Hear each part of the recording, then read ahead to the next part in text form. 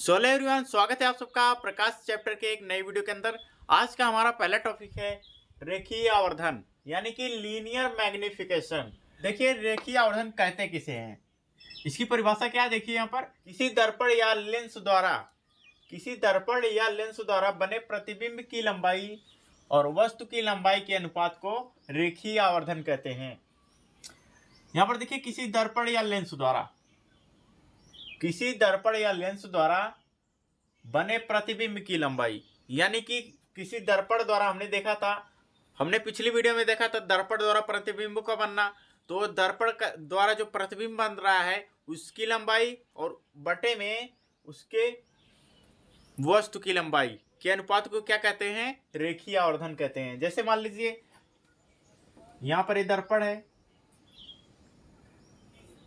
यहां मान लीजिए वस्तु है, तो इसका प्रतिबिंब बना है, मान लीजिए यहां पर इसका प्रतिबिंब बना है, तो जितनी इसकी लंबाई होगी, मान लीजिए यहां पर 5 सेंटीमीटर है इसकी लंबाई और इसकी 10 सेंटीमीटर, तो प्रतिबिंब की लंबाई बटे वस्तु की लंबाई यानी कि 5/10, ये क्या हो जाएगा, प्रतिबिंब की लंबाई और बटे वस्तु की लंबाई। यानी कि इसको हम सॉल्व कर देंगे तो क्या निकल जाएगा हमारा, रेखीय आवर्धन। तो यहाँ पर देखिए, प्रतिबिंब की लंबाई और बटे में उसके वस्तु की लंबाई रख देंगे तो उसका रेखीय आवर्धन हो जाएगा। या फिर लेंस द्वारा भी प्रतिबिंब बनता है। लेंस द्वारा अगर प्रतिबिंब बनता है तो उसमें भी प्रतिबिंब की लंबाई और वस्तु की लंबाई को, जैसे मान लीजिए वस्तु की लंबाई को हम u से डिनोट करते हैं। तो u मान लीजिए 5 सेंटीमीटर है और प्रतिबिंब की लंबाई यानी कि v की लंबाई 15 सेंटीमीटर है। तो इसमें मान लीजिए लेंस द्वारा प्रतिबिंब बना है और ये प्रतिबिंब बना है 15 सेंटीमीटर का, वस्तु है 5 सेंटीमीटर की। देखिए इसका रेखीय आवर्धन क्या हो जाएगा, प्रतिबिंब की लंबाई बटे वस्तु की लंबाई। तो ये क्या हो जाएगा हमारा u मतलब प्रतिबिंब की वस्तु की लंबाई और v मतलब प्रतिबिंब की लंबाई। तो प्रतिबिंब कितना है 15 सेंटीमीटर का, 15/5 कर देंगे, हमारा रेखीय आवर्धन निकल जाएगा। कितना आ जाएगा, 5 यही 15 यानी कि 3 हमारा रेखीय आवर्धन आ जाएगा। तो यहाँ पर देखिए, जो हमने यहाँ पर जो इसकी परिभाषा है वही यहाँ पर लिखा है, किसी दर्पण या लेंस द्वारा, जो दर्पण या लेंस द्वारा प्रतिबिंब बनेगा उसकी लंबाई और वस्तु की लंबाई के अनुपात को क्या कहते हैं, रेखीय आवर्धन। तो यहाँ पर देखिए, रेखीय आवर्धन बराबर होता है प्रतिबिंब की लंबाई यानी कि जो प्रतिबिंब बनेगा उसकी लंबाई यहाँ पर ऊपर लिख देंगे और बटे में उसके नीचे क्या रखेंगे, वस्तु की लंबाई, जो वस्तु की लंबाई रहेगी यहाँ पर हम रख देंगे। तो क्या हो जाएगा उसका रेखीय आवर्धन। यहाँ पर देखिए, प्रतिबिंब की लंबाई हो गई ये और वस्तु की लंबाई होगी ओ, यानी कि आई से क्या हो जाएगा हमारा इमेज और ओ से ऑब्जेक्ट। और यहाँ पर देखिए यम बराबर होता है -v/u, यानी कि यहाँ पर v क्या है और u क्या है। देखिए दर्पण से जो यहाँ पर क्या है, u जो v है हमारा वो क्या है, दर्पण से प्रतिबिंब की दूरी,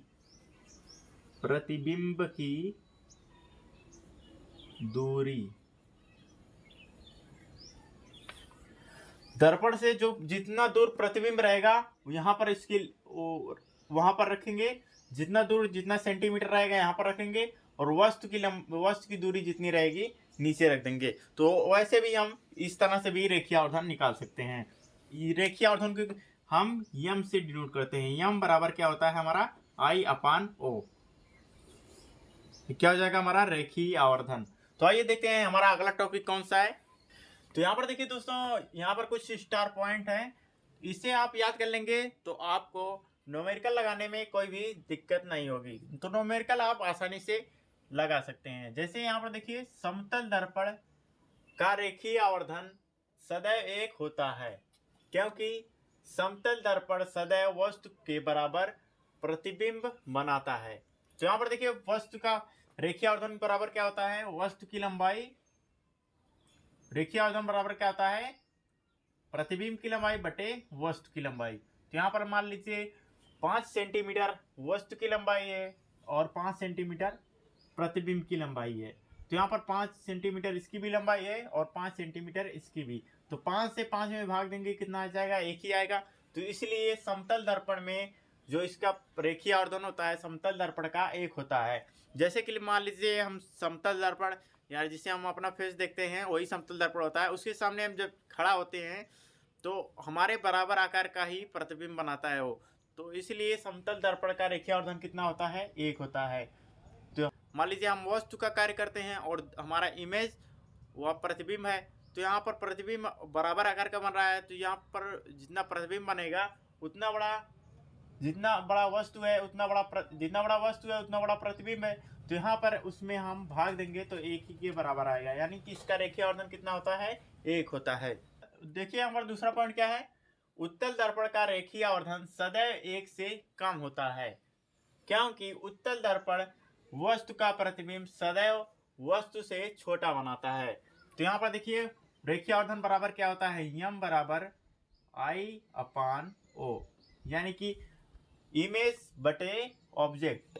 यहाँ पर देखिए इमेज क्या है, वस्तु का प्रतिबिंब। यहाँ पर देखिए रेखीय आवर्धन क्योंकि उत्तल दर्पण वस्तु का प्रतिबिंब सदैव वस्तु से छोटा बनाता है, यानी कि मान लीजिए वस्तु 5 सेंटीमीटर की है, तो यहाँ पर क्या हो जाएगा, वस्तु 5 सेंटीमीटर की और वस्तु से छोटा ही प्रतिबिंब बनेगा, तो उससे मान लीजिए 5 से 4 सेंटीमीटर या 3 सेंटीमीटर, मान लीजिए यहाँ पर 3 सेंटीमीटर प्रतिबिंब बन रहा है, तो 5 से भाग देंगे 3 में तो कितना आ जाएगा, 1 से कम आएगा।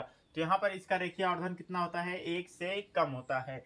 यहाँ पर देख लिया आपने 1 से कम होता है, इसे आप याद रखना है। और यहाँ पर तीसरा पॉइंट आता है हमारा, अवतल दर्पण में जब वस्तु अनंत पर होती है इस स्थिति में रेखीय आवर्धन 0 होता है, क्योंकि प्रतिबिंब बिंदु के आकार का बनता है।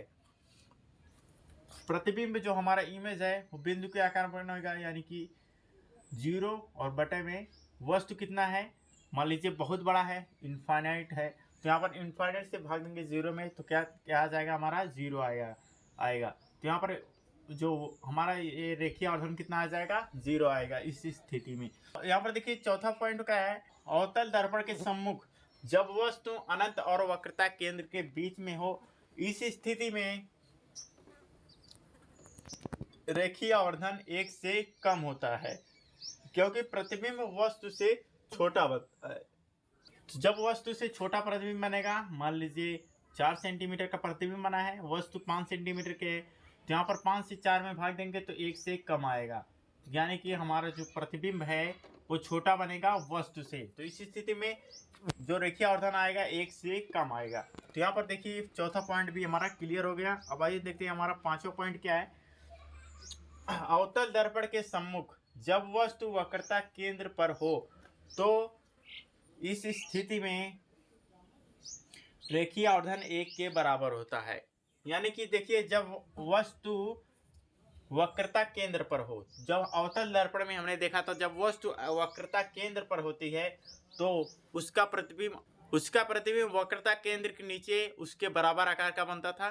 तो यहाँ पर देखिए जब उसके बराबर आकार का बनेगा तो उसका रेखीय आवर्धन नियम बराबर क्या हो जाएगा, I/O होता है। तो यहाँ पर देखिए I बराबर कितना है, मान लीजिए 5 है, तो O बराबर भी 5 था, यानी कि प्रतिबिंब का लंबाई और वस्तु का लंबाई हमारा बराबर है। 5/5 करेंगे तो कितना आ जाएगा, हमारा 1 आ जाएगा।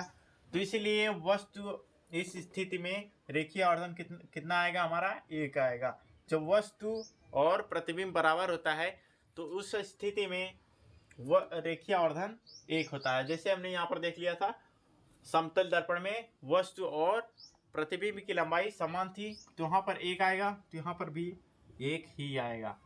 तो आइए देखते हैं कुछ पॉइंट और हैं, उनको भी हम देख लेते हैं।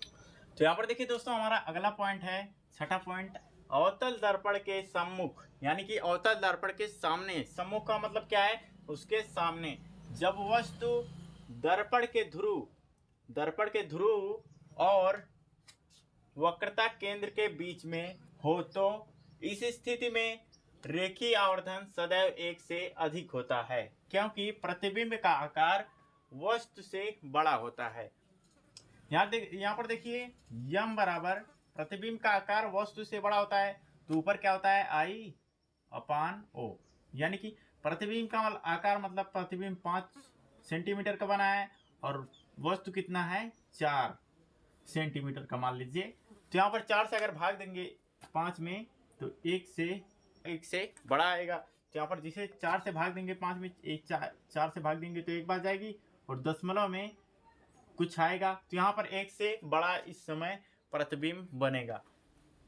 तो यहाँ पर हो गया छठा पॉइंट हमारा। अब आइए देखते हैं 7वां पॉइंट क्या है। अवतल दर्पण में जब वस्तु मुख्य फोकस पर स्थित हो, यानी कि जब वस्तु मुख्य फोकस पर स्थित होगी तो इस स्थिति में रेखीय आवर्धन क्या होता है, अनंत होता है। क्योंकि जब वस्तु मुख्य फोकस पर होती है तो वस्तु का प्रतिबिंब जो है बहुत बड़ा बनता है। मान लीजिए इसका यम बराबर वस्तु का प्रतिबिंब जो है इनफाइनाइट यानी अनंत बन गया, और मान लीजिए इसका प्रतिबिंब था 5 सेंटीमीटर का, तो 5 से इनफाइनाइट में भाग देंगे कितना हो जाएगा, इनफाइनाइट ही आएगा। तो इसलिए प्रतिबिंब को जो है इनफाइनाइट यानी कि अनंत बनेगा, यानी कि इसका रेखीय आवर्धन कितना हो जाएगा, अनंत। तो यहां तक आपने समझ लिया होगा। अब आइए देखते हैं हमारा एक फॉर्मूला आता है, ये मोस्ट इम्पोर्टेंट फार्मूला है। इससे हम न्यूमेरिकल को आसानी से लगा पाते हैं।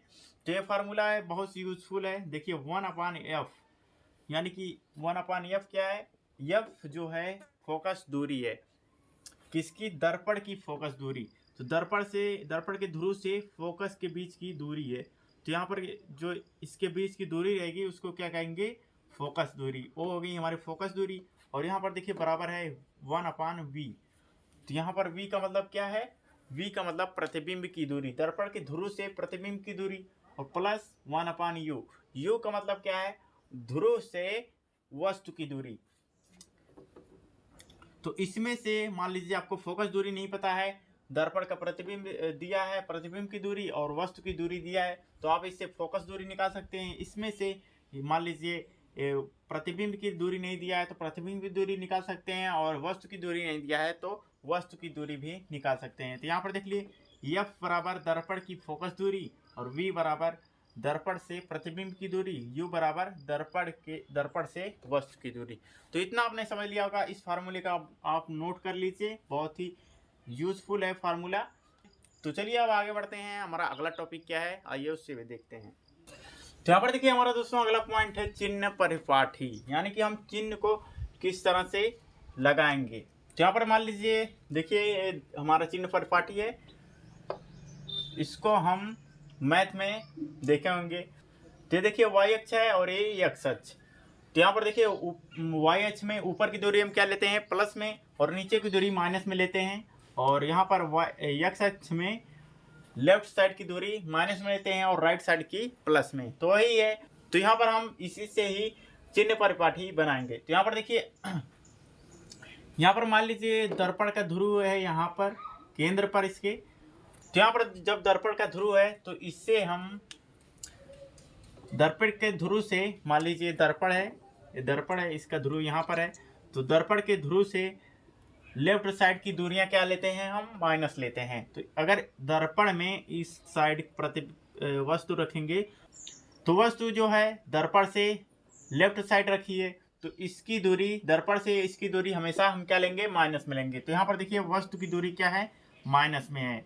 ये हमेशा यानी कि सदैव हमेशा बराबर माइनस में रहेगी। तो यहाँ पर देखिए अगर वस्तु द्वारा, दर्पण द्वारा प्रतिबिंब इस साइड ही बन रहा है, यहाँ पर मान लीजिए यहाँ पर बन रहा है, इसका प्रतिबिंब लेफ्ट साइड बन रहा है, तो इसकी प्रतिबिंब की दूरी भी माइनस में होगी। यहाँ पर देखिए, यहाँ पर देखिए माइनस में अगर जब प्रतिबिंब होगा तो इसका जो प्रतिबिंब बनेगा वास्तविक, यानी कि वास्तव में इसका प्रतिबिंब बनेगा। और जब वस्तु का प्रतिबिंब दर्पण के पीछे बन जाएगा, मान लीजिए दर्पण है, ये वस्तु है, तो दर्पण से इसका प्रतिबिंब पीछे बनेगा, मान लीजिए यहाँ पर बन गया इसका प्रतिबिंब, तो यहाँ पर बनेगा तो इसका आभासी प्रतिबिंब बन जाएगा। तो इसलिए हमने प्लस में, यानी कि इस साइड दर्पण का ध्रुव है, यहाँ पर राइट साइड की दूरियां प्लस में होती हैं। जब इस साइड प्रतिबिंब बनेगा तो आभासी बनेगा और इसकी दूरियां हम प्लस में लेंगे। तो ये आप समझ रहे होंगे, इसको आपको थोड़ा ध्यान से समझना होगा क्योंकि बहुत ही इम्पोर्टेंट है। और उसके बाद देखिए यहाँ पर आता है हमारा u आपने समझ गए हैं, u यहाँ पर आपने समझ लिया है। दर्पण से, यानी अवतल दर्पण हो या उत्तल दर्पण, हम हमेशा उसे लेफ्ट साइड में ही हमेशा वस्तु को रखते हैं। तो यहाँ पर क्या हो जाएगा, हमारा वस्तु हो जाएगा लेफ्ट साइड में, हमेशा इसका दूरी माइनस में ही होगा। और यहाँ पर देखिए फोकस दूरी यानी कि एफ माइनस, जब भी फोकस दूरी माइनस होगी तो यहाँ पर देखिए फोकस दूरी किस में माइनस होती है, अवतल दर्पण में। अवतल दर्पण में हम इधर फोकस दूरी लेते हैं लेफ्ट साइड, तो यहाँ पर क्या हो जाएगा, माइनस में हो जाएगा। इधर की दूरियां देखिए माइनस में है, दर्पण का ध्रुव यहाँ पर है, इसके लेफ्ट साइड की दूरियां हमेशा माइनस में लेते हैं। चाहे फोकस दूरी है, वक्रता केंद्र हो, माइनस में ही रहेगा। तो यहाँ पर देखिए वक्रता केंद्र है, तो इस साइड हम माइनस का लगा लेंगे। और यहाँ पर देखिए फोकस दूरी प्लस उत्तल दर्पण की होती है। कैसे, यहाँ पर देखिए मान लीजिए उत्तल दर्पण हो जाएगा आपका, और यहाँ पर वस्तु रखेंगे तो इस साइड प्रतिबिंब बनता है, तो यहाँ पर इसका फोकस होता है और वक्रता केंद्र यहाँ पर होता है। तो यहाँ पर फोकस दूरी क्या लेंगे, माइनस में लेंगे, प्लस में लेंगे। तो यहाँ पर देखिए दर्पण के ध्रुव से राइट साइड हम ले रहे हैं दूरियां, तो यहाँ पर प्लस में ही होगी इसकी दूरी, और वक्रता केंद्र की भी दूरी प्लस में ही होगी। तो इतना आपने समझ लिया होगा।